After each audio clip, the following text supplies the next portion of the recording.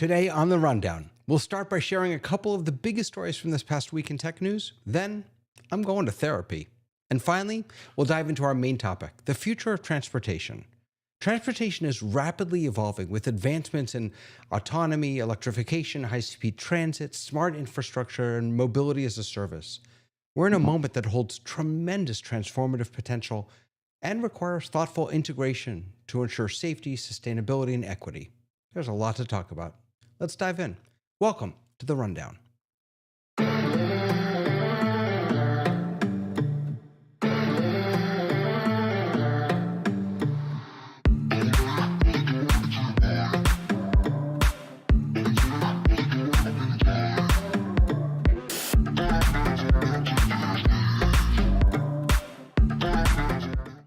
Hello, everyone. Welcome back to another week of The Rundown. What are we in, 16, 15, 16, something like that? We're getting there. We got a few of these episodes under our belt. We're almost figuring it out. It's good to see all of you. And it's good to see my friend Tamara. How are you, Tamara? Hello. I am good. Good. Nice to have you here again. And coming back for a repeat performance, or this is a three-peat performance, I think, actually. Yeah. Sky Gleason. How are you, Sky? And his scarf. And his scarf. Very important. Nice to see you. And we missed you last week, but here this week again is Lois Richter. My family, Lois, you should know, adores you. Really? My daughter, my wife, they all asked me this morning, is Lois going to be on the show today? Well, honest to goodness. I'm glad to be here. Honest to goodness. And back again for a 17th week or 16th week, whatever we're in. Dave, how are you, Dave? I'm good. I got my t-shirt, so I'm ready. Nice. I also have a visual aid for later. All right. So we'll get that back. I love it. Nice to see you here. And from 3 o'clock in the morning, and Leo, I'm going to make you show us that picture. Leo Mindell. Leo, where are you? Can you show us? Yeah. This is me. Hello, everybody. And where the view from the outside looking back at me, it looks like that, sort of. Oh, so my goodness. Looks like my neighbor's house. Yeah. That's where I am in the moment. I'm in the Dolomites in Italy. So there I am skiing. Well, I'm not skiing in that picture, but that's what it looks like. What time is it outside. There in your world? What time? 3 o'clock. 3 o'clock in the morning. 3 o'clock that David said. AM tomorrow. That's right. He's in the future. Yeah, I'm on Friday. This is a future show. The and I'm future already of transportation is in Leo's cottage. I'm already in it. I'm already in it. All right. No more wasting time. Let's get into the news. Right? All right. We're only doing 2 news stories today because we just have too much to talk about. So the first news story is AI getting dangerous? Now, a number of things have happened this week, but I want to go to the source, and the source is OpenAI itself. The company itself, in their release notes of their new O3 mini model, upped the danger level of their own tool. Apparently, there are 4 different risk levels, and this is the first model of any that has hit medium risk. And that really is about, I think, its ability to make its own decisions and act on itself. Its ability to it's not coming to get us. It's this Will Smith still can be in his movie, and it's not coming to life yet. But this is just a very different place that we're at here. Machine learning, reinforcement learning in action. So after creating so it created the snake game is what it did. The model trained an AI agent to play the game that it had created. Through the use of neural networks, the agent's performance improved over 500 iterations, showcasing its ability to optimize gameplay strategies and achieve higher scores. And a key component of this process was the implementation of a reward system. The AI implemented a reward system which guided the AI agent toward better decision making. Who's scared? I'm not. That was my but favorite. That's okay. That was my favorite thing about it, though, that it created a reward system. Yeah. Because I was like, well, that's insanely human. More than it thinking on its own. I was like responding Right. to rewards. That was the most human thing about Yeah. it. And yeah, you mentioned many movies, and of course there's the dystopian ones and the futures of the robots and things. And the one that just came to mind that is my little glimmer of hope is war games, because at the end, I'm going to spoiler alert this one. It's you don't play war games. So that was the punchline of that movie. Right. So maybe there's hope. Right. It talks about by identifying, and by the way, I'm reading from an article on Geeky Gadgets. By identifying and addressing problems in real time, the O3 Mini model demonstrates a level of resilience and flexibility that's essential for practical applications. What fascinated me about that is that, and I'm gonna talk about this a little later with you, is when we think about what are the essential skills that we need to give kids educationally: resilience, flexibility, the same skills that we need to ensure that our children have, we're now seeing in AI models. What do you think? Is this as big of a leap as it sounds like it is? Well, there was another story that I think is even more to the point than the one you just told, and that is an AI was presented with two groups of people, and in one group, it was told, whatever answer you give, you will be trained on for the future. And in the other group, it says, no, whatever you do and this person does, it's just totally between you. It won't go anywhere, won't go any further. And the AI made a different choice as to what it was going to do in order to protect itself from being trained away from being helpful. That's that really was a fascinating piece. That the decision that it made to protect its long-term ability to serve others, that it had to not serve someone. The reasoning is just fascinating, absolutely fascinating. And one extra beat on that one is that at the bottom of the article, it said, most AIs are trained to be helpful. I mean, that's the core value that's written into them. And I'm thinking, from writing a different core value into their AI, and maybe the other core value is to, I don't know, support a particular person or get somebody richer, or, and that's the scary part to me. Right. And there are ongoing conversations about what is the right sort of oversight for this. My fear about the discussion about oversight is that it's, I don't think people who am I to say, but I'm concerned that folks in politics don't realize how quickly this is moving, and that they have to get, the rate at which policy moves. Right. Yeah, it can't match the rate at which this technology is moving. Okay, but that's a normal thing about every single technology that's ever existed. That policy never can keep up with it. And in fact, if it did, innovation would be hampered. So you have to have. That's just how technology works. I mean, the issue, what you're going to have to come around to is, if AI has this, then AI has responsibilities. And I hate using the term, just keep saying AI, but the same way that children learn the point of, they touch a stove, they burn their fingers, they learn that sort of thing. They also have to learn responsibility and for their actions.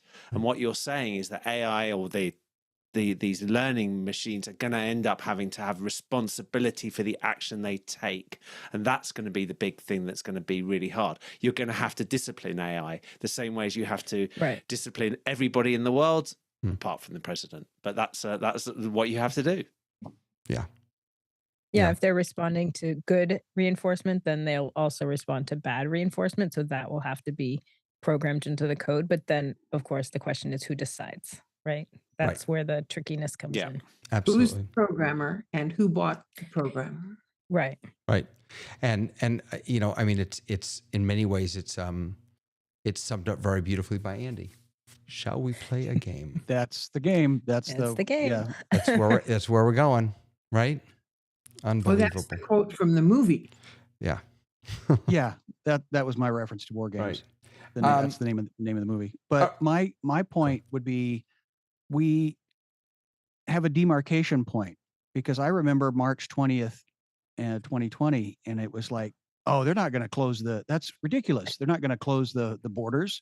They're not going to close, and borders got closed even between states. And it's like, that was what was anecdotal became informational and inaccurate. And so this is us speculating, but we have a demarcation point of February 6, 7 of 2025 now, that this may have been the day the world changed. I don't know. Right. History will Well, and tell. also the fact that we don't trust science out of COVID. People are not trusting science. And so I think there's a lot of people who are not following AI, or they're not like invested in it in a way that says that they take it seriously. So I think that's also Have you ever heard the part of a phrase societal issue. fish? I'm pondering this phrase. A fish in water does not know that it is wet. And that concept is that if you are so acclimated to a situation, to a economic price point, to a gender thing, to whatever you are so accustomed to, you don't think other people or anything else could be different. Mm-hmm. The And I- fish Yeah, in- that's a phrase from McLuhan. He's the one that coined the phrase in the 50s. The a fish is fish not in aware water of does climate. not know there's dryness. There is no experience of dryness. And so Mhm. that's why it doesn't matter if the fish knows it's wet, because it doesn't know anything is dry. Mhm. This I is think this is- more this is me trying to philosophical look- than I ever imagined us We were getting. like, I'm we've gone down that Let's get back path. to those questions. No, I love it. I didn't know philosophical meant the question why. And I've always been asking the question why. And they said, oh, that's philosophy. It's like, It's no, I'm just trying to survive. It's not. I So- think the But speed we're is the immersed biggest in this issue. this boiling pot of technology, and Right. we're just Mhm. sort of blithely swimming around in it.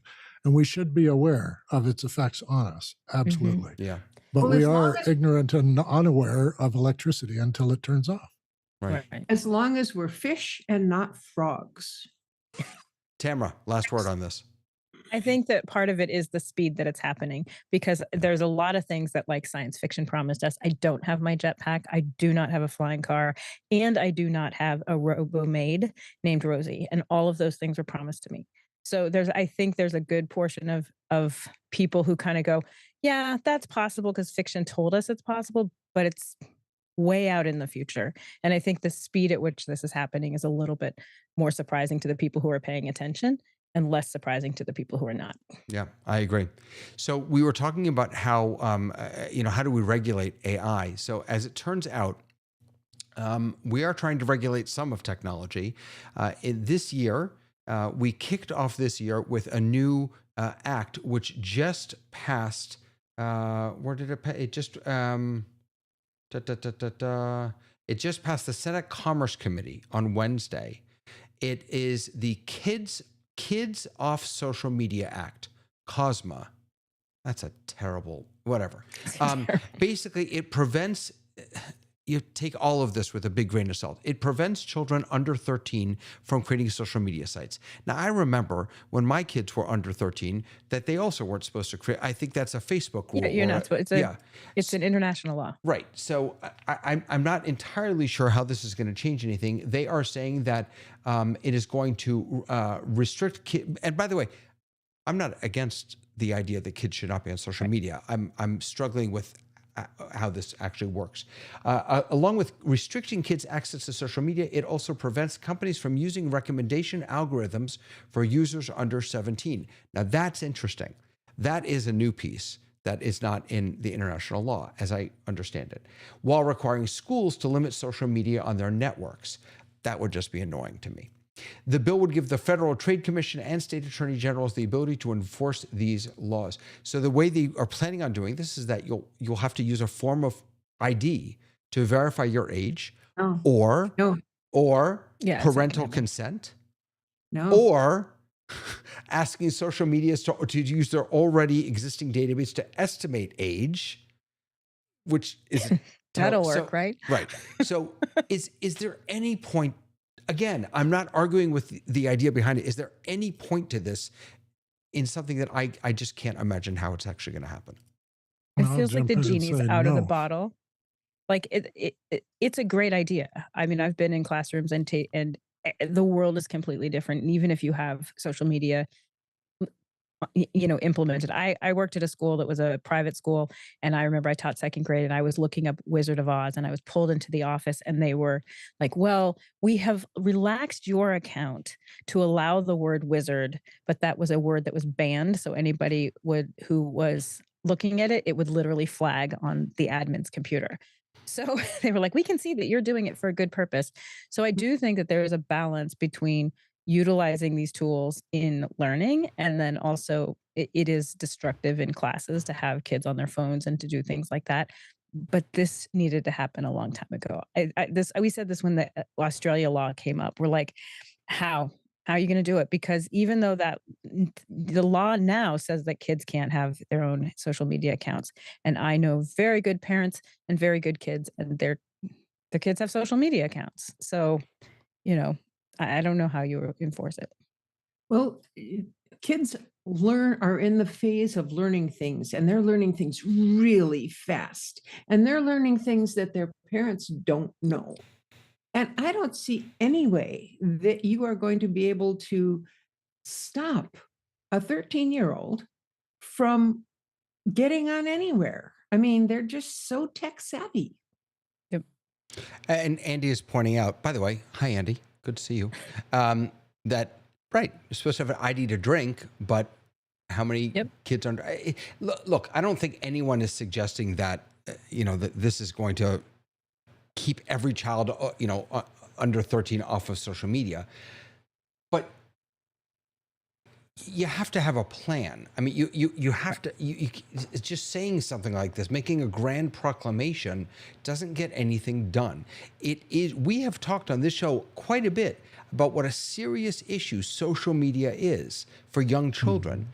Let's get some real ideas about how to address this.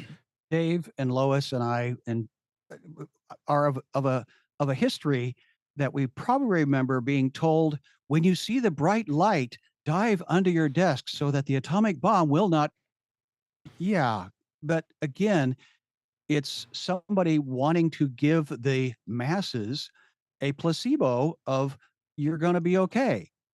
And I think it comes down to the individual of this. How do they handle this tool? How do they learn to handle it? Yes. And thank you, Dave. Run with it. Yeah.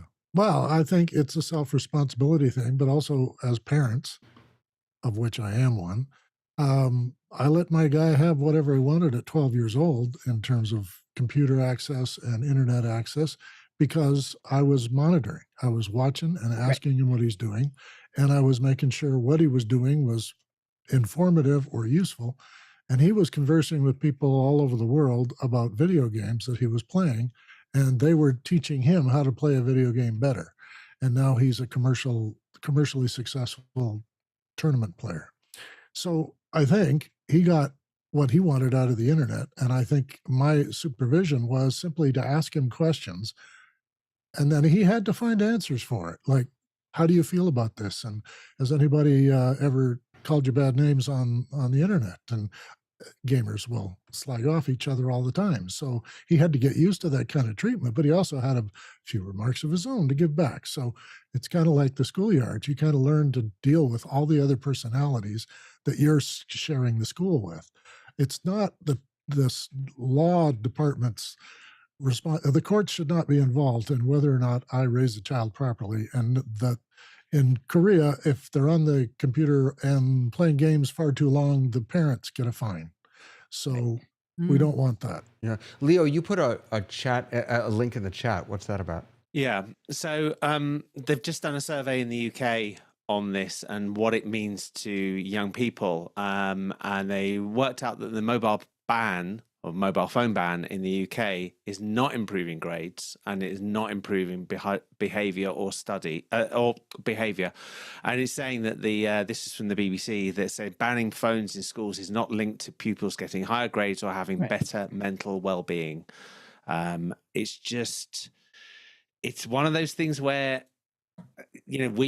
we assume it's the cat in the microwave, I mean, it's exactly. We assume folklore, assume that these things are going to do, because we want to ban them. Mm-hmm. We want to ban them because we're seeing an action.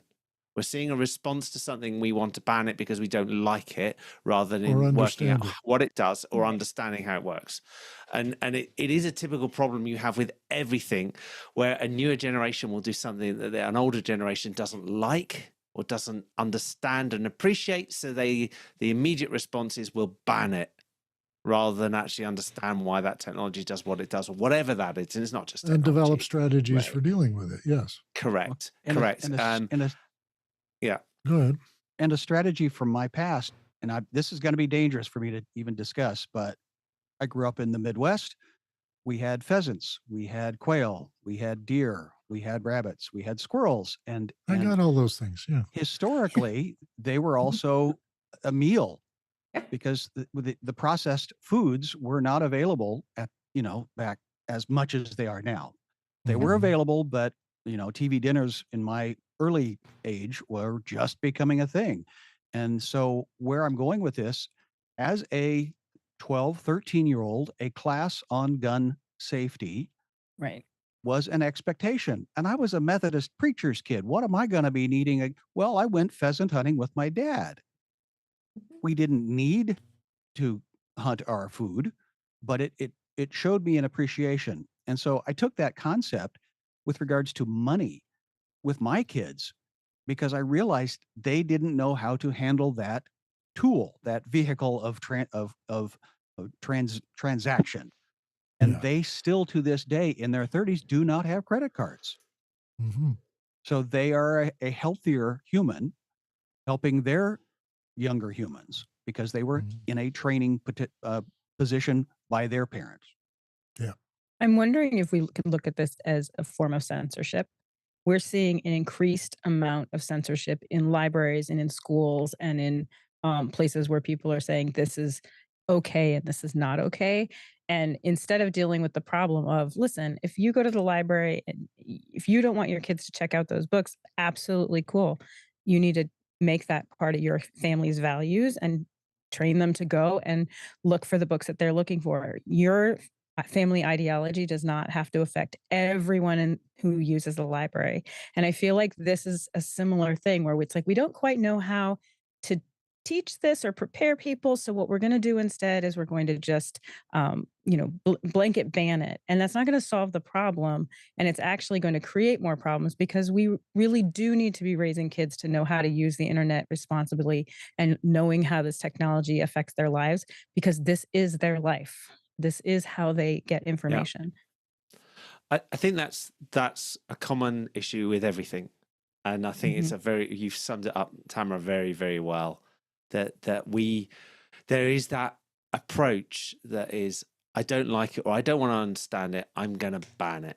And that, when we come on to our conversations later, is a very similar thing. It's we have this all the time, that that if we relied on the way governments run for technology, we would not be, aeroplanes would never have been allowed to fly.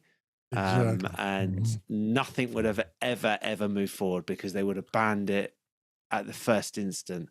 In fact, a good example of this with trains, there was an assumption that you had that it caught going at the speed that trains went when they first came out, that you were actually damaging yourself, and people were against trains because they had this idea and the concept about what it was doing to yourself. It's madness, but it was the consensus of people at the time that you were going too fast, and you were, and that's how the things work. Wow, They were right that just will wait till we affect talk you. about the Hyperloop. Yeah. Talk about going Well, too fast. Going faster is going to change you, but it's Yeah. something we can adapt to. It shouldn't, stopping adaptation means all of us will die. Right. All right, Right. let's talk about changing ourselves. I'm a huge fan of talk therapy, but I need something different today. Help? I need help. Okay. I have issues. The doctor is in. And Go ahead. yes, thank you. And I need everyone's help. So this is a new segment, which if you all can help me, we will keep doing this because I have a lot of problems. So some of you may know that I'm starting a new educational program next year, and I have to outfit this program with technology. Now, in the past, when I've done this, I've always gotten a mix of iPads and Chromebooks. iPads mostly for the younger children, Chromebooks mostly for the older children. Alex Lindsay went on a rant a little while back about Chromebooks. And he really, really got me thinking. And so I need your help here. For those of you who don't know, Chromebooks are basically internet devices. They're screens and keyboards that just let you access the internet. You can't install anything on them. They're very basic. If you live in the Googleverse, which I do, they're wonderful. But what Alex said is that they kill creativity. Because they are so limited, they kill a child's creativity. And that nurturing creativity is sort of the whole reason that I'm doing this. I want children to be able to think outside the box, to not have limitations, to be able to access lots of different types of tools. So I bring it to you, my esteemed experts here, to help me figure this out in the next, 3 or 4 minutes. The should I first go with question is, Chromebooks? They're cheap, they're reliable. why are you using technology in the first place? What is it? So what is I'm it using as- technology in the first place because I want adaptive and responsive tools to each child. So for example, Khan Academy and Khan Academy Kids. These are tools that a child does an activity, and then the tool gives the child the next activity that they should do to either push them forward because of the skills that they acquired, or to remedial give them support. That's not up for debate.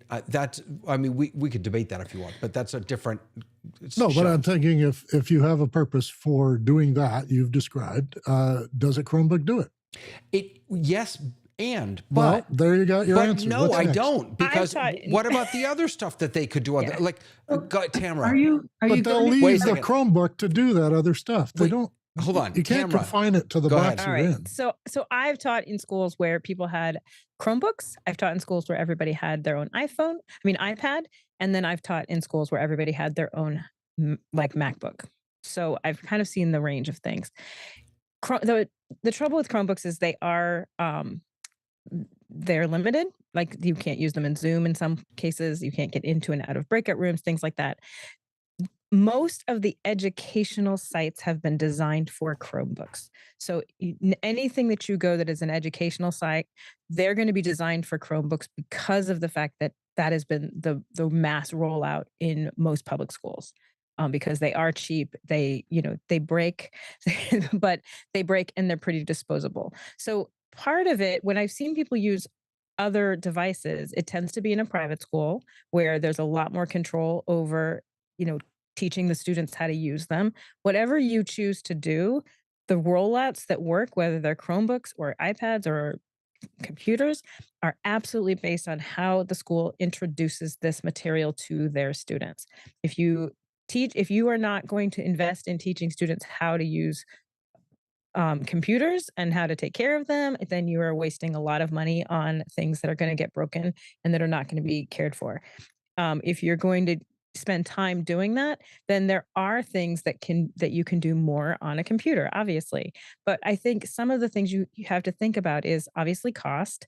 But the other thing is if you want to do things like maybe editing on them, which you obviously can't do that on a Chromebook. You can do basic Google things on a Chromebook. Then is it worth having a stations that are specific to that, or computers that are able to be used as a set in a classroom? So I think that yes, Chromebooks definitely are not creativity. They're not great for creativity, but a lot of the educational programs that are creative programs that do foster creativity do work on Chromebooks. Go, Sky. This guy's got his one I, finger. well, I'm trying to be polite No, jump right in. because last week I abused my friend Jeff and just talked right over the top of a very tall man from Texas. So the thought that came to mind was, as a consultant, I remember telling the CEO, if you think the tool is the answer, then without the education of the people to how to use the tool, yeah, you are going to spend the education is 80% of the expense, not the expense of the tool. And so in that sense, yes, the tool. And my wife now teaches and uses in this school district that she's in, they have the Chromebooks. And yes, there is not the appreciation of the tool. It gets thrown, it gets smashed, but it's a disposable tool. And I come Right. from when it was expensive. And now I do remember when the $100 laptop was a concept from MIT and it was a vision in the future. We are now in that future. And this tool can edit because the software is no longer resident on the device. Right. The original Wang computer was a dumb terminal and a big long cable way down the hall to a big air conditioned piece of hardware and software and things spinning around down there. And it was an ugly green screen that you just typed in maybe a few digits. And so we are now in that virtual world. The The thin devices, client world, yeah. yeah. So these, in fact, that's what this is. It's just a Mhm. dumb terminal at $180 a month. Yeah. Lois, go ahead. So you said it would limit your creativity. Now, um, if you have a desire to teach only things that are words, you're probably okay.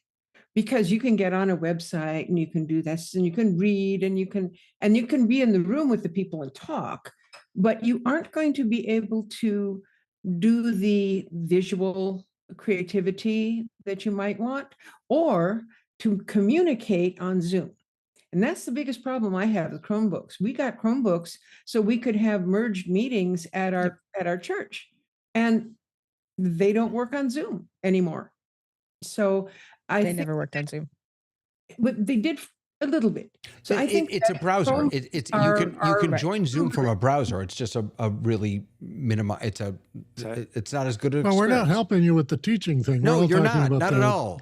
the Okay. bolts and nuts and things, but we're So- still not sure what it is What you're do you- teaching these people. What do you want the outcome for the students to be? I Because want if the you children- want the outcome I for want- them to be, I Go want the ahead. children to have the tools, as many tools as I can give them, to be as creative as possible.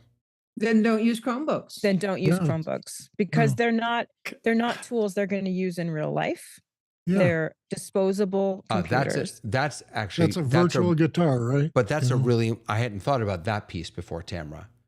That Mhm. If they're you're not going to trying use to Chromebooks yeah. in real life. That's Right. If you're gonna So if you're whatever trying to prepare pursuit. them to have a heads up with the technology, then you also have to be thinking ahead. Chromebooks is Yeah. not thinking ahead. Chromebooks is thinking about something that you know you can throw away every single year. So instead I get a couple Mac Minis. But Yeah. I advocate That's for your Mac Minis choice. all the Yeah. time. Well, I That's know your it's my choice, but I'm paying Right. you $180 an hour for this session. And Yeah. Yeah. Okay, can I come go in ahead, here? Leo, last word. Okay. So two things on this. First of all, it as people have said is what are you trying to do with the things? A Kindle I think it's a fabulous tool for reading, and it has a really poor screen if you try and do anything but reading with it. But I wouldn't say it's a bad tool. I also say, and I say this lots, there are lots and lots of tools in my toolbox. I don't hit everything with a hammer. I can put screws in with a hammer, but it's probably not the best tool. If it is the right tool to do what you are doing, it's the right tool. You do not want a universal tool that you do not use. In fact, the point of why people use Chromebooks, and we use a lot of Microsoft Surfaces in the UK rather than Chromebooks in education. And the reason we use Microsoft Surfaces is because we have got some level of control. The best thing I can honestly argue is teach kids to type, because that's the one thing that schools don't do. That was the best class I ever took, was my typing class in high school. You should also think ahead, David, to your repair and replacement plan of these devices. Because if you're going to you could get less MacBooks and build your system up, and your first MacBooks are going to last for far longer than your first Chromebooks. That's true. So that's the other piece to kind of think about, is your I'm long-term. immediately reminded of the "What's a Computer" ad, which the kid was not aware he was using a computer. And we should get to that point. You know what? I'm feeling much better about this. That could be I'm glad. I'll give you the address to help? send the bill. Oh, wait a second. Uh-oh. Wait, Do it why again. is Tamara on top? Hold on. I don't know. Why, She Tamara, talked. why are you on top of this? What are you doing there? Well, she's your best nurse. I don't know. What is she doing here? We Look don't at know. this. I got You're on stuck. one I'm screen. stuck I in know. You're on screen stay. you're like stuck there for, I don't know what's going on. Oh, well. She got Now stung we can, by all the we can do stinger. is hear the, Help? this is so funny. I don't know what is going on in the scene. All right. Forget it. Forget Switch it. Gallery view. We're going back. We're Thank going you. back. I do feel much better. Thank you, everyone, for that. All right. Let us move forward. Now, I will be the first to admit I'm not a car guy. I'm not I drove a Prius for the longest time. It was lime green. I'm fine with that. I don't care. It got me from point A to point B. Now I continue to drive a hybrid because I have a long commute. I have about an hour commute each way. But we have seen tremendous shifts in transportation because of technologies. And it isn't just about autonomous vehicles or electric vehicles, I should say. It is about autonomy.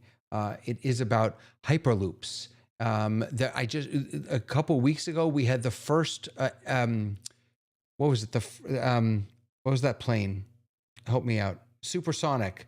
The first commercial supersonic flight or something, like, since what? Mhm. The drones for transport, Amazon dropping stuff on your lawn with drone transportation. There's so much happening. And to celebrate that, Dave's wearing a hat. What does your hat say, Dave? My hat is the 60th anniversary of the high-speed trains in Japan. Which we have still not caught That's up 60 to. years of very fast trains. These things go 300 kilometers an hour, dive through mountains, and you can put a glass on the table and you can't even see the ripples. It's so comfortable, smooth, organized.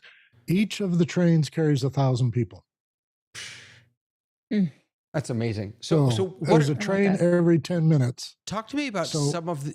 In a single day, they move 18 million people by just those trains. So that's the future you're looking at. Amazing. Where in the world would you live that you would have 1,000 people going the same place at the same time at 300 miles an hour? New York. Well, you go from Osaka, which is, 2.5 hours from Tokyo, and you go to work in Tokyo. So you get on the train in the morning and you leave your city and go to another city, work all day, come back. Last train is at 11. It's commuting on a super scale. So Hershey is mentioning that Waymo is coming to Miami. Another news story, by the way, that I almost put in there is that GM is shutting down its competitor to Waymo, its robotaxi competitor. So let's take a step back, though. And we'll just kind of do around here. What's a trend in transportation technology that you're interested in, that you're watching, that you're fascinated by? Leo, can I throw it over to you first? What you got? Yeah, so automation, as we've talked about, and autonomy in transport is an amazing area that we're going to go forward. We're going away from where we are at the moment, where we're controlling the car, and we're going to the point when the car is actually doing a lot of the work for us. So if you look at there's a great podcast that I listened to, 99% Invisible, and they did an episode about this 10 years ago. So some of the data is out of date. However, at that time, on average, 30,000 people a year are killed on the roads in America alone. Just put that number in your head. 30,000 every single year and this figure is just going up slightly. And over 90% of the reasons are the driver. It's always, always, always the driver that is causing these accidents. And so when you start looking at those numbers and you say that is what is causing it, and you say, how do we get out of that problem? And you start saying we automate or automate the actual driving, take the person out. And you've already seen that in this, now most cars in Europe, most cars now have got, they all have to come with some sort of automatic control of watching speed and it's collision avoidance. So that's even the all mechanical failures are human creations. They just didn't keep their it's car all maintained. And yeah. if you look at the same that happened in the airline industry, we went from a lot of crashes. All of us who grew up in the 70s will remember how often there used to be airline crashes. That has, to the majority, and I realized that, we had one last week.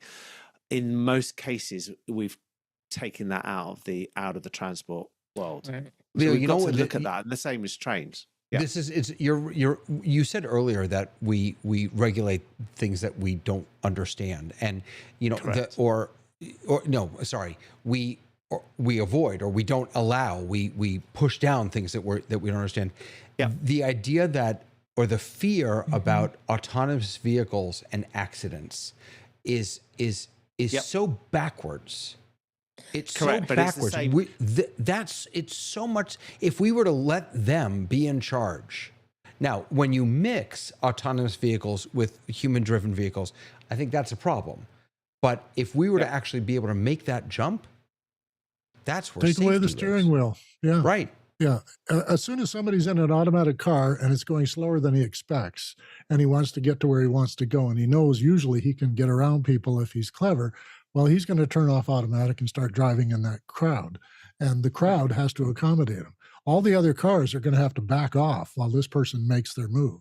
And that's just one of the little things that no one can control. We had to try and get people to wear seatbelts. How long did that take? Had to show people going through front windows before they'd realize that more people survive in any kind of car crash if they got their belts on. In my neighborhood, we have monitors on the roads. All the major highways have cameras and sensors and weather stations. They tell everybody what the road temperature is versus the air temperature. They show you the load of traffic. They tell you the conditions of driving and how they've changed. And these things are up to date every 5 minutes. And you can log in and see, you can even see where the snow plows are and how close they are to where you're going. So our environment here is so harsh and so serious that an electric car was a difficult thing to accommodate, because in 40 below, that battery might not work. Unfortunately, they do work. Yeah. Leo, you want to finish up? Yeah. So, I mean, that what we're actually talking about is the change in the technology. We are talking about doing something that we didn't do. I said earlier how there was restrictions and people didn't like trains when they came out. People didn't like aeroplanes when they didn't come out. People didn't like cars when they came out. They were complaining that they were taking the horses off the road. We're going, and you had to walk around in the UK with a red flag in front of the car to say it was going too fast. This is going to change, and we have to move away. The bigger problem, the perception of the bigger problem, and this is really going to be a big problem in America, is the ownership of autonomous cars means you will not own your car long term. That's where we are going.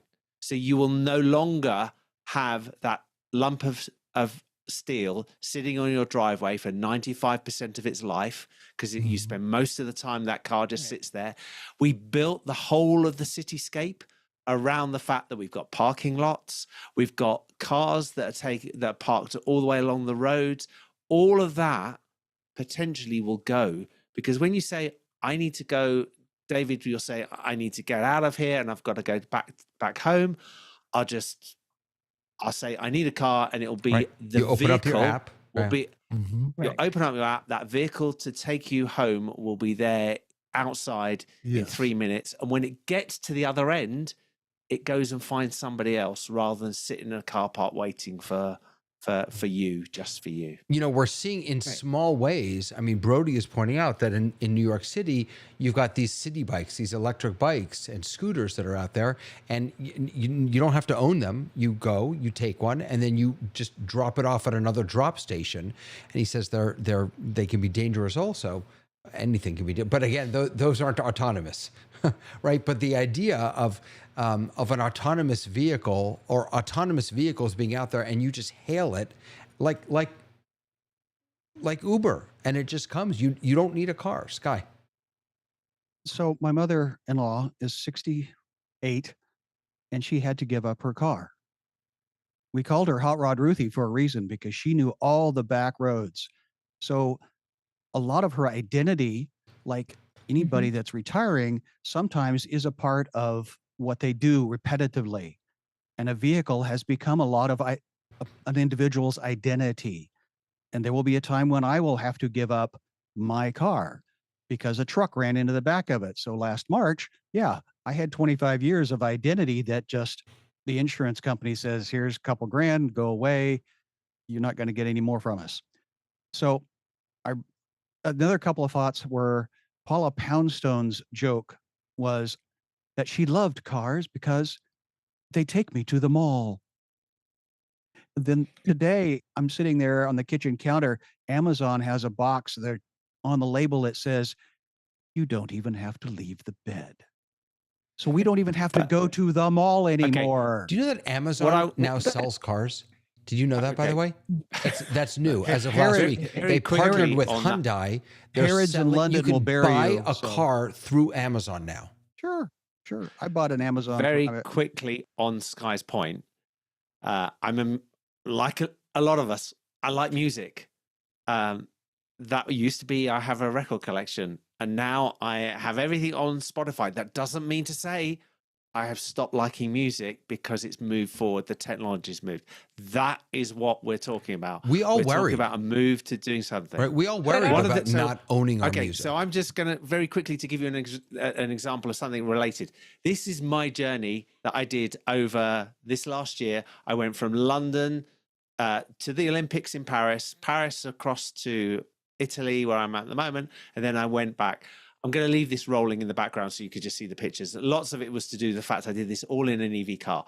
The big difference of doing things in an EV car, for me, when I drove through Dijon, I stopped and bought mustard. That is not what you do when you drive a petrol car, because when you drive a petrol car, you drive as fast as possible from one point to another. When you drive an EV car, you stop, you go, you look, you do other things. Maybe it's not the ideal thing for everybody, but when you can actually do this, you drive different roads, different speeds. That is the view you get when you're driving along, and you can appreciate the view because the car is actually, my car self-steers, self-follows this car in front of us in speed, does all of those things. I don't have to worry, and it's safer because when I'm looking out the window, when I should or shouldn't be, it brakes when it needs to brake, and it's caught me many times doing it. But this is me at lots of chargers and different places that I went to. I'll keep it rolling. How do you find charging? Because a big piece of this puzzle is not the EVs themselves; it's charging stations and infrastructure. To me, so what's happening in the UK now, they're pulling out petrol stations and they're replacing them with EV charger points. With the service stations got better facilities like coffee shops, etc., and they're putting them in. It's easy. This is one I was fortunate they were actually installing one when I was looking. So I had, being a geek, I looked inside to see what was actually inside it. But they're just happening all over. It will change. I'm sure it was exactly the same when people were complaining there were not enough petrol stations, there were too many fields for horses to eat in, and it's just going to change. Oh, and talk about EV. This is me on an electric bike. So those are my legs. They're real. Those are beautiful legs. You know what I'm waiting for? I want roads that recharge my car. Right? I'm not sure. No? You drive Trouble over with wildlife. the roads are When solar. a rabbit goes across the road, it'll get shorted, and you'll find rabbits lying all over the road. So we've got lampposts. They've converted lampposts in the UK so that they're now charger points outside houses. So I don't know how that will work in America. Then, by the way, on the way back, I actually put the car on a train, and I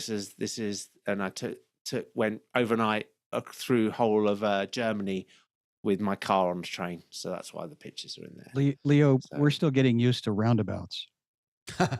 California is on the fast track to do electric. But if you think about it, your most street cityscapes or even home, the electricity is under the ground. It's literally by the side of the road in virtually every single place.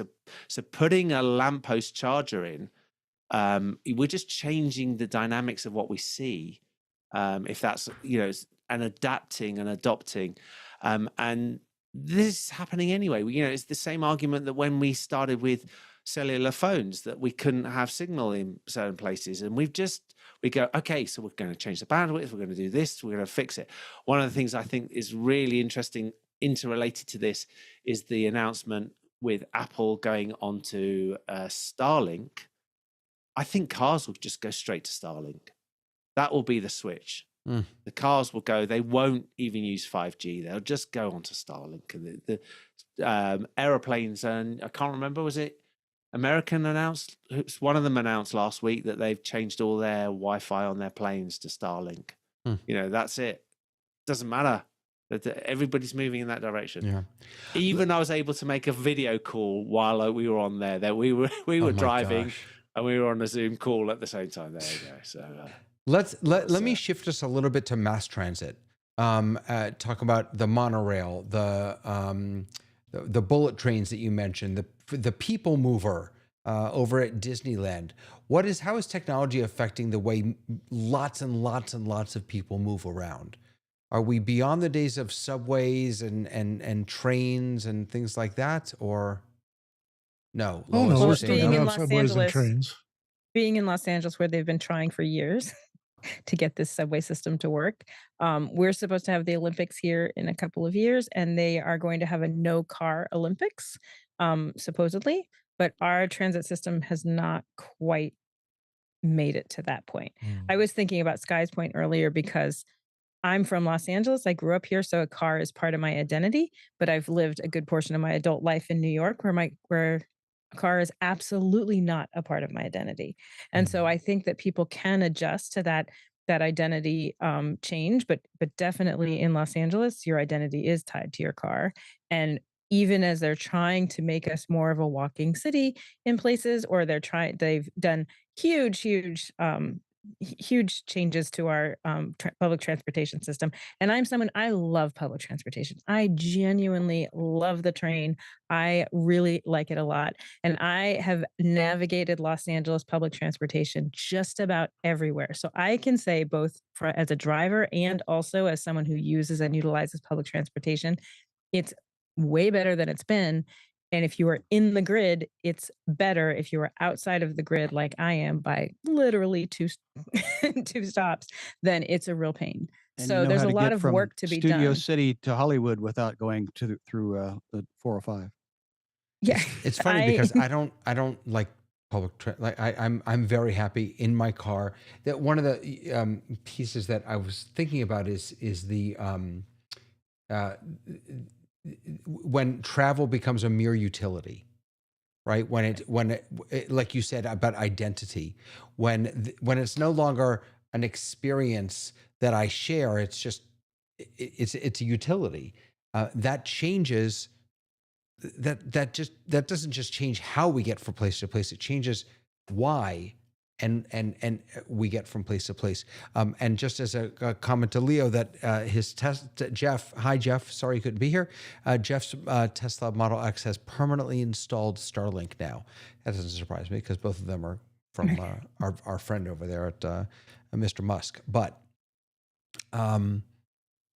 so I don't know. One thing I can say about technology, that one of the things that used to be great about being on the New York subway is that it did not have Wi-Fi. And it was freeing and amazing because it was absolutely an excuse if you got somewhere and you were like, oh, I'm so sorry I didn't return your call because I was on the subway, and everyone would be like, no problem. I totally get it. Now there's Wi-Fi and you don't have that wonderful time to just read a book. Because if someone escape. You can't escape, but it was truly glorious when you could escape for just whatever your train ride was. And it was an understood, it was okay. You got a little buy if you were on the subway. Well, I remember David? seeing a subway system in Sweden, and when the Walkman first came out, and I thought, well, there's the end of society, because now you have isolated yourself from any possibility of interacting with any other human. You have now put on the cone of silence in little Yeah. white earbuds. So that is Felt possible. the same way, yeah. I've traveled in New York. I've traveled in Washington, D.C. I've traveled on the subways, on the metros, on the BARTs, and they are fantastic ways to get from point A to point B, but it's a different way of transportation. Just like when we got our Leaf in 15 years, 10, 12 years ago, it's a completely electric car. We had traveled millions of miles in this theater company in a gas-driven Dodge van, so you could pull into any AM PM at any time and get gas. Well, when you didn't understand the whole range anxiety, is the phrase that I was introduced to, and my wife tries to go up and over a mountain, and at 110 power, plug in at the top of a ski slope at the top of a mountain, and even in the summertime, it took her 4 hours to recharge to get down the other side. It's a thing you don't do a second time in that car, but you learn about travel and time management with this type of vehicle, and you can still have an earbud in if you want. Let me reinforce jump to Lois. Sky's bit. Hold on, Dave. Hold on 1 second. Hold on. being I'm sorry. I isolated. just want to jump over to Lois real quick. She's been patient. I've been flagging him. So David, you talked about when your travel becomes just utilitarian rather than being something special. And it's like, I haven't seen travel be anything special unless it was when I was a child and the people in the Midwest would go for their Sunday drives, or if there's a walking group in the neighborhood. So you're walking for recreation rather than for to get someplace. But I think our travel has always been utilitarian. So I guess what I'm thinking about, Lois, is what was just described, what Sky just described, is that when I'm in the car with another person, I can't be staring at my phone because I'm driving. And so because of that very fact, I'm not forced, but I have the opportunity to engage with the person next to me and share the experience.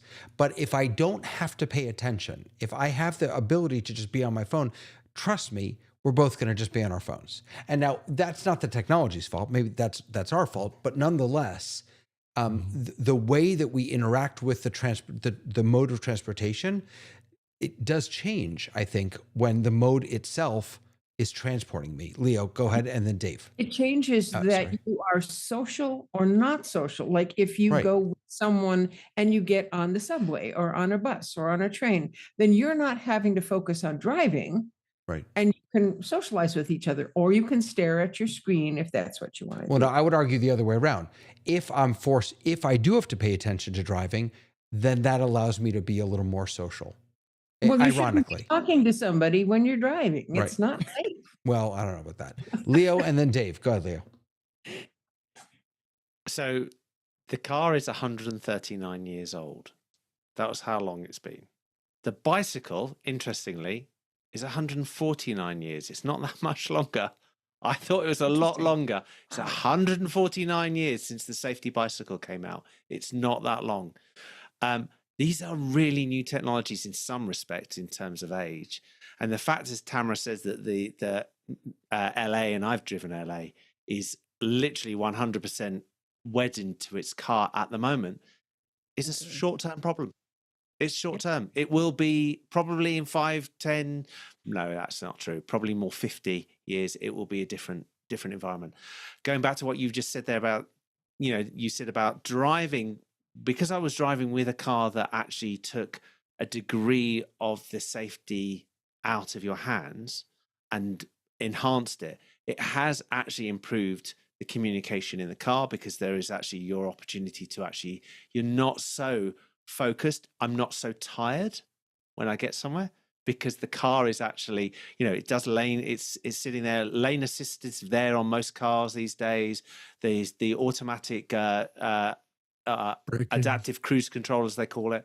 All of these things are there. So there is the ability to, these things are coming in slowly. There will be a jump, but it's like everything else in this world with technology. It just, it clicks over one click at a time, so that you're seeing this thing happening rather than it all happening at once. Yeah. Dave, go one ahead. tipping point, and then it'll all cascade. I want to support Sky because I have two people who I consider my close friends who I met on buses. So I used to commute on a bus. And one of them was very close. She's a great musician and everything else. And I never would have met this person if I didn't stop and say hello morning after morning after morning. Secondly, my wife has synesthesia, and she can't drive with the radio on, and she can't talk to you because she sees things as sound. So when she hears music on the radio, there's colors in the sky, and it obscures her vision, and she can't have it. So I had to learn, when I first dated her, to sit quietly in the car and not interrupt her, because she would not get where we're going if anybody said anything. So that's a little different. She's going to be saved by the self-driving car, because she'll push the button, let go of the steering wheel, and it'll take her where she wants to go, and she can talk to me. So that'll be an improvement in my life. I just had to buy a car because my mom's car was destroyed. And I was amazed by a couple of things. One, the amount of things that the car does by itself now, right? So you're right, Leo, we're moving into that direction. And for me, I'm the daughter of a mechanic. So I actually used to help change the alternator in my car with my dad. And during the course of, he passed away pretty early in his life, but the course of my growing up time, we went from him being the person who moved cars around to being the person who diagnosed the computer. And there's a vast difference. And what we're seeing now is there's a lot of safety features. The car will drive by itself. My new car has a little camera that looks at me. And if I look like I'm sleeping, it puts a little coffee cup up and says, "Would you like to take a break?" So there's so many different things. But one of the things that I found that I was really kind of annoyed with is car companies using safety features as kind of a carrot to their larger levels. So if you went to Mazda, all of their safety features are available on all of their cars across the trim levels. If you went to other companies, certain things were only offered at the highest trim level, which was, like, to me, just a horrible marketing ploy to tell someone, "Hey, if you want your family to be really, really safe, you need to give us this amount of money." And it literally changed. There were a couple cars I did not get because that was one of the options. And I was like, that absolutely crazy. 2 or 3 times now I've heard people talk about the crash of their car. And I'd like to point out that we may have a better environment if we're not crashing so many cars and not having to dispose of these giant steel things. Absolutely. On Tamara's point, really quickly on this, and this has been proven loads and loads of times, the biggest blocker in the car industry has been the American car industry. Absolutely. The American car industry holds technology back It's the slowest innovator in the world. That's why you will see all of this new technology, with the exception of Tesla, with all this new technology comes from non-American manufacturers, because they were still selling CD players in cars less than 5 years ago. Everybody's moved on. And it's one of these things. That's why American technology, this is one area where America has lagged and lagged and lagged against, and you get all these imports of cars coming in with the technology. Absolutely. And that became, for me, the defining factor. I was looking at cars going, I'm sorry, it's 2025. You have to have this amount of technology. Like, it doesn't make any sense. It's Tamara talking, even though you're seeing me. And the other issue was not just the technology, but gosh, sorry, what's my thought? I lost it. The insurance companies drive a lot of this too. When the insurance companies get involved, things change. Recently, a new service for my insurance provider for driving said if I only drive about 9,000 kilometers a year, I can get a lower rate, and it will be that I'm not on the road. And I thought, gee, I'll investigate this. And the terms were that you get a sensor added to your car, and it records your driving and all your habits. And if they don't like your habits, they can keep the rate up. I said, we had well, that. Thanks, but no thanks. Yeah. Well, all cars have those tracker boxes. That's the last 5 minutes. This one would be a permanent record kind of thing. California has its own craziness when it comes to cars. You cannot buy a car outside of California and drive it in California because of our smog requirements and our engine requirements. So gasoline's more expensive here. Cars are more expensive here. And we're looking at supposedly, although I don't know that we have the infrastructure for it, moving to electric cars in a few years from now. Like pretty quick. And my first time in LA was in 77, and it was smoggy.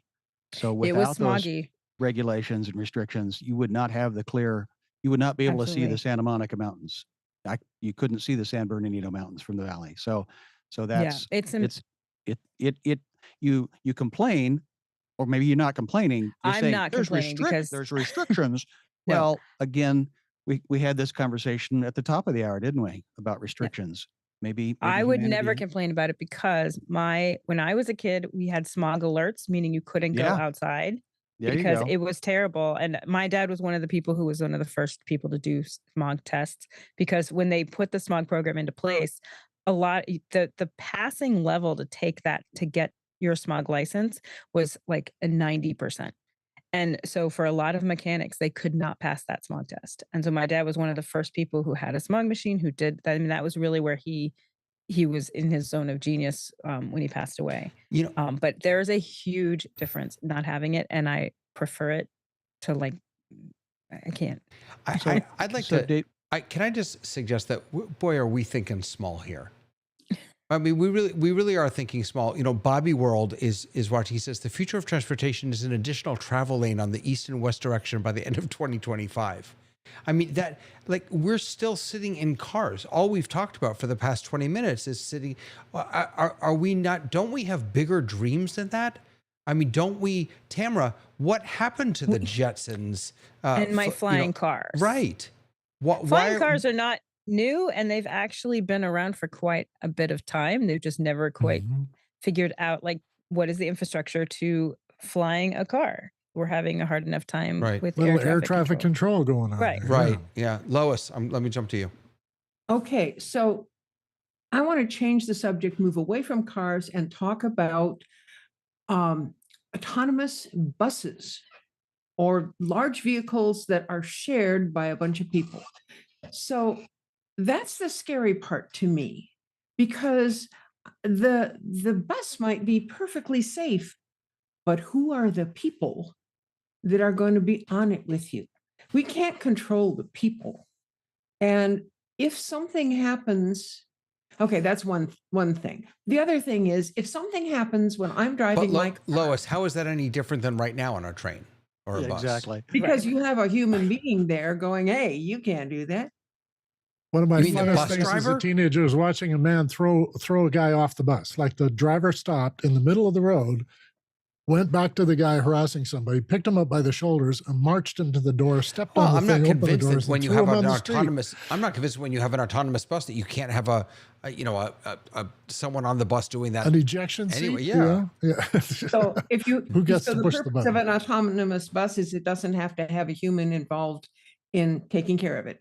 And Right, that's but what I- right, you don't have to have someone involved And in you're driving saying it. That just it's gives them more good- time to kick people off the bus, though. Okay, all right. That Okay. assumes that you wouldn't have some kind of a security person in a role very specific to that role as opposed to being a driver. Maybe. Yeah. All right, go ahead, So- Lois. Maybe I that's a didn't- thing to think about. But the other thing is if I'm driving my car, whether it's electric or whatever it is, and I get in an accident, that's my fault. But if I'm driving an autonomous car, I'm not driving, I'm riding an autonomous car, who's responsible for the accidents that the autonomous car causes? Is it the maker of the car? It certainly isn't. In my case, it's not the maker of my little Toyota, but is it the maker of the autonomous car that's going to be responsible for all that stuff? And who's going to enforce that responsibility? Yeah. Have you? And this is the dilemma. Yeah. It's the hardest dilemma of it because, as I said earlier, at 30,000 plus people a year killed on the roads in America, if you went to autonomous driving, that number is going to plummet massively. But the problem is that as you're going to have is who's going to be the person responsible, what is responsible for that smaller number of accidents, And who those- is to blame, and if you can't find someone to blame, every single accident, every single death is a personal tragedy, and we all agree with that.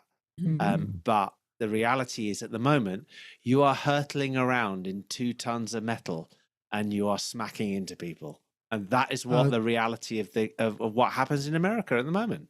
We spoke and- earlier and the about rest not of the even world. owning a car. And if you don't own the car that you had an accident in, who is responsible? Well, it's the service that gave you the car for the day or for the hour.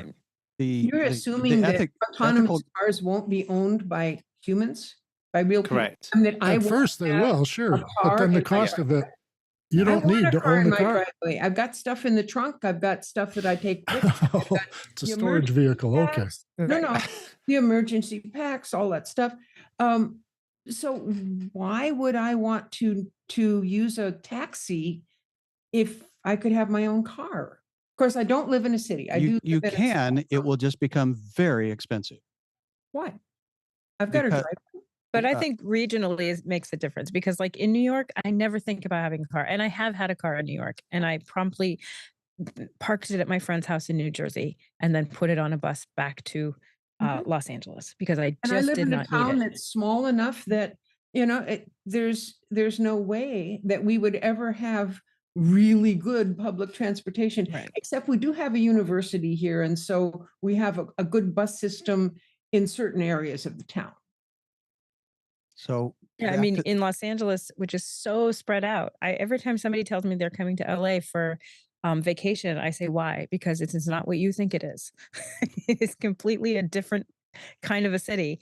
It is very, one of the reasons we've had a hard time with public transportation and we're continuing to invest in it a lot, is simply how spread out things are.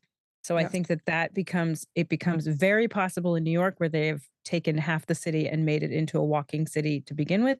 They're doing pricing from, if you are outside of the city into the city, you have to pay a surcharge to bring your car into the city. So that is a very different beast than And it is if you were in a spread out or rural area. you're talking about a population density too. Right.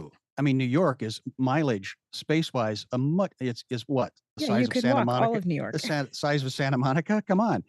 I do remember trying to go from Studio City to Orange County, and I had to take no less than 3 different bus systems, completely different companies, completely different arrangements, and it was not convenient at all. So No.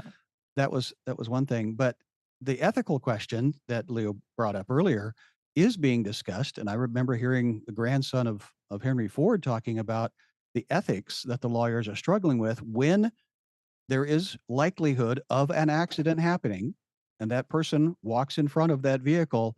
what is the AI's choice? Who is it going to protect? The person driving the vehicle or the idiot that crossed the road wasn't paying attention on the bicycle? So these are the ethical challenges are still ahead of us. Now on a happier note, I realized I am now making phone calls on my best camera that I've ever owned. And Yeah. so in the multiple Canons, Nikons, Olympus, Panasonics tools that I have owned in the past and spent thousands of dollars on, this is now my camera of choice. I also can make phone calls, and my daughter, FaceTimed me a few minutes ago. So it's like, And you know what, Sky? So cars, I think we bought phones to make phone calls.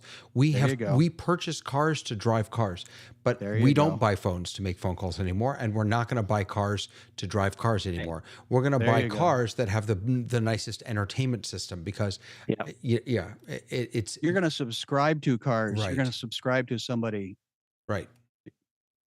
Oh, more subscriptions. I think I'd also go back to something that Lois said earlier about using transport for entertainment. You drive out. You used to on a Sunday drive around. I was showing earlier that I was on an EV bike, and I can take an EV bike from here to Lake Garda. That's 80 kilometers. I couldn't do that because it's up and down. It's Christmas trees to lemon trees. And you can do that on an EV bike. You can't do that on an ordinary bike because you turn a corner and you're up a mountain.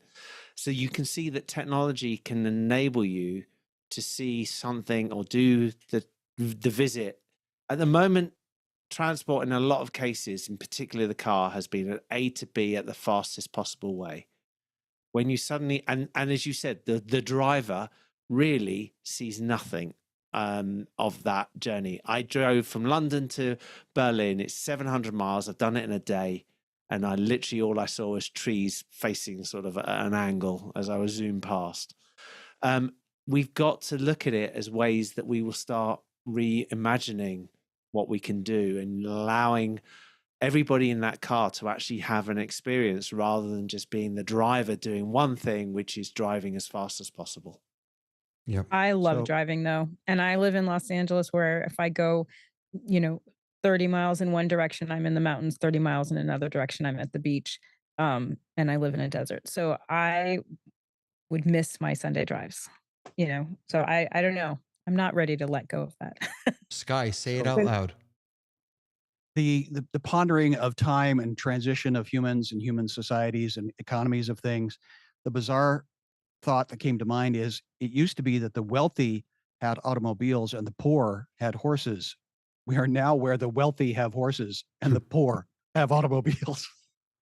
When people come to visit me in Davis, I frequently will show off my town by climbing on this double-decker bus. Used to be in London, now it's in Davis, and just taking the ride because I'm a senior. I get to go on for free. I'm not hurting anything. I'm not costing anybody any money. And we just cruise around and see what the city is like and check all the parts. Oh, we want to stop here. Well, we'll get off here. We'll get on the next bus.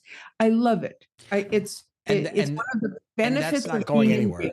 But that's not going anywhere. What's going to change is that the town is going to save a lot of money because they're not going to have to pay a driver to drive that double-decker bus. The double-decker bus is going to be autonomous.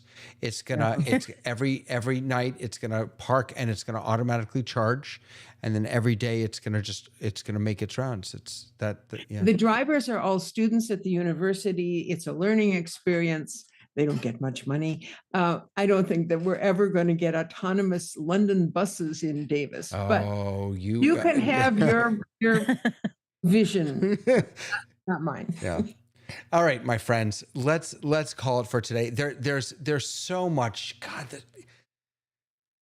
this world that we live in. This world that we live in. It's what amazing times we live in.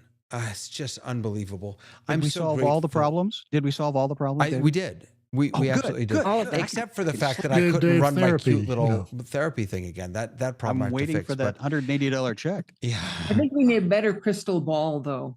a crystal ball. Yeah.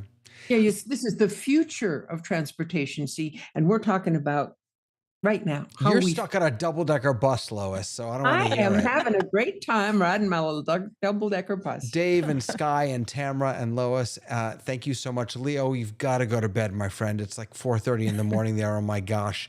Thank you so much for being here. All of you, I appreciate it. I hope that you all will join us next week on another edition of The Rundown. See you soon.